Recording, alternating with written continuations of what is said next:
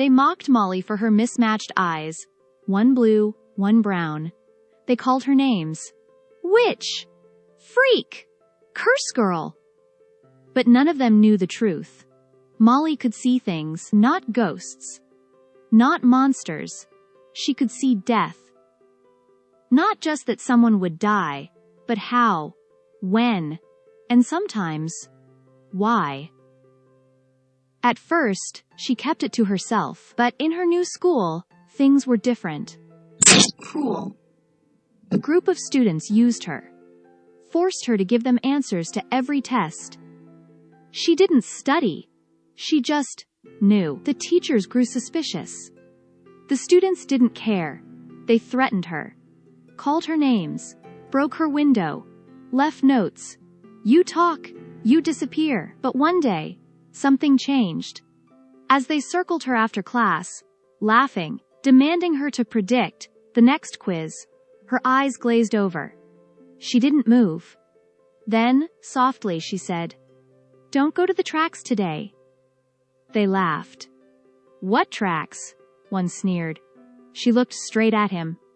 "The old shack. Your hangout. By the rails." Courtney, their ringleader, narrowed her eyes. "What happens there?" Molly's voice was barely a whisper. "A train.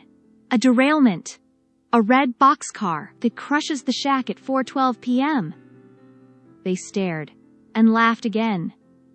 Except one boy, Jason. His face went pale.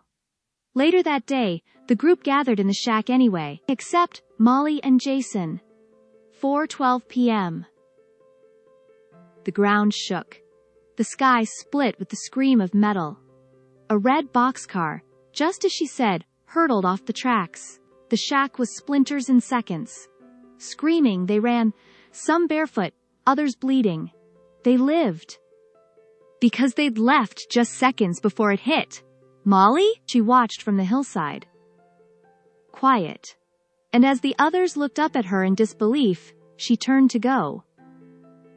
Jason called after her. "Why did you warn us? After everything we did?" Molly paused, smiled, And said, "I can see death.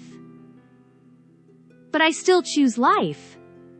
Then she vanished into the trees, leaving behind only a whisper. "Tomorrow will be a beautiful day."